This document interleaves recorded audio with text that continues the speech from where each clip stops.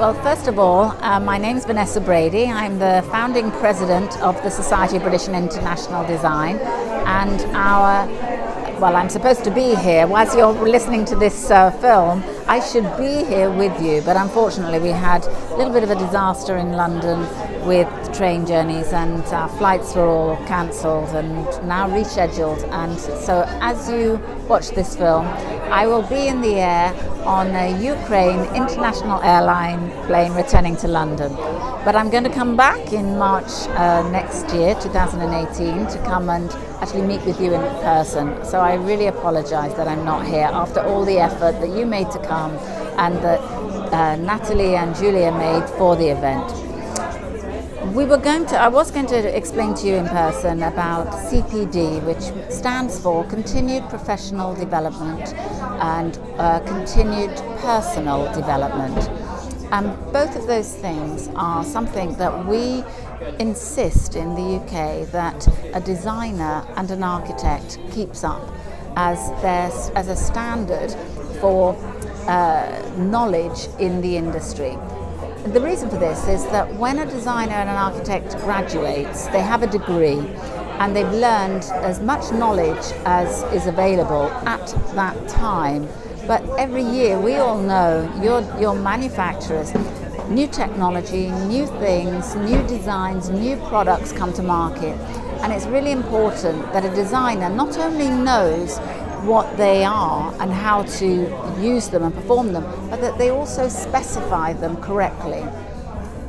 A brief example, if you spent £1 million designing a tap, and it's for a certain pressure and a certain function, and the designer just chooses it because it's attractive but fail to use because of its function, so the flow would be wrong and the spray might be, and 100 other things that you've put into water softening, water saving, or whatever it is that you've put in. There's an enormous amount of investment that goes into how that product performs. And it's really important that the designer knows and acquires that knowledge. Now, herein is the problem. You've invested in designing the product, you then bring it to market, and then you have to sell it or demonstrate its value to the designers and architects without it being a sale. And so what the CPD does is provides you with a platform to promote your product in a way that's demonstrating benefits of your sector. So a CPD does not allow you to promote your product. It's not a sales presentation. It's an awareness about something that that is of interest in your area. But in addition, you're now having a face-to-face meeting with a designer and architect that's in your sector. Now you actually, at the end of that presentation, you can then talk about your product. And actually, it's very difficult to phone up a practice, meet with that designer and have a meeting about your product.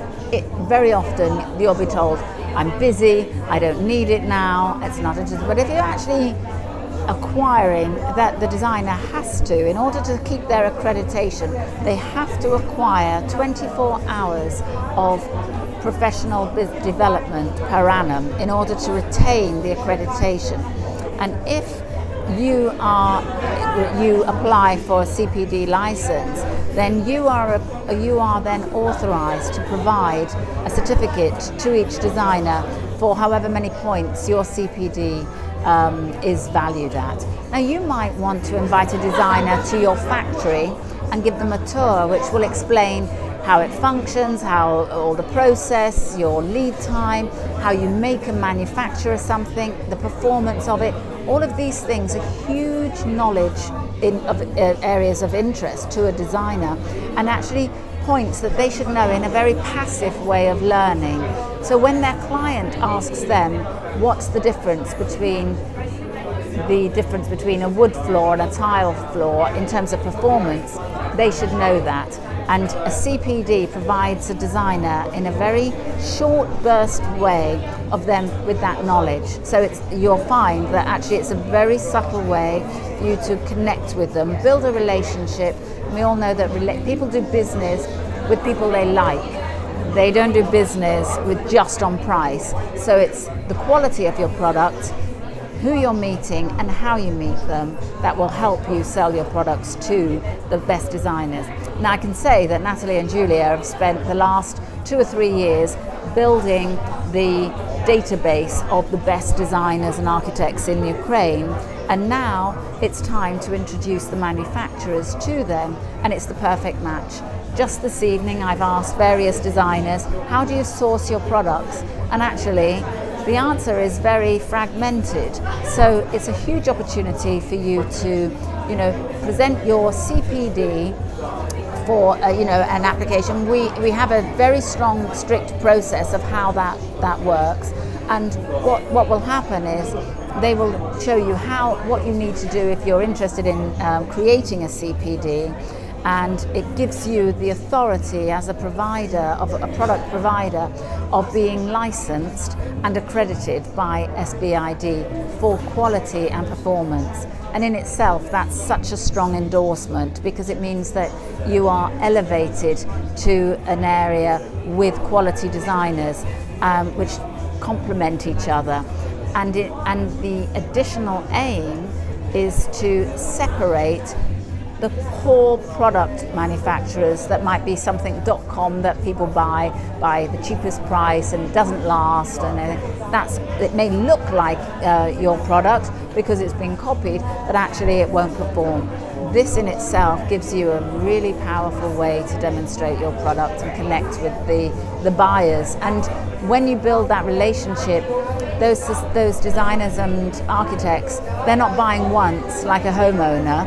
They're buying on every product, every project throughout the year that they're sourcing for. So you will get continued repeat orders, and actually all of that just means that it makes it much easier for you to sell your product.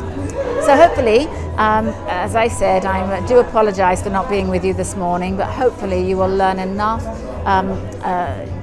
by the end of today of what a CPD is, and then I will meet you in person when I return to Ukraine.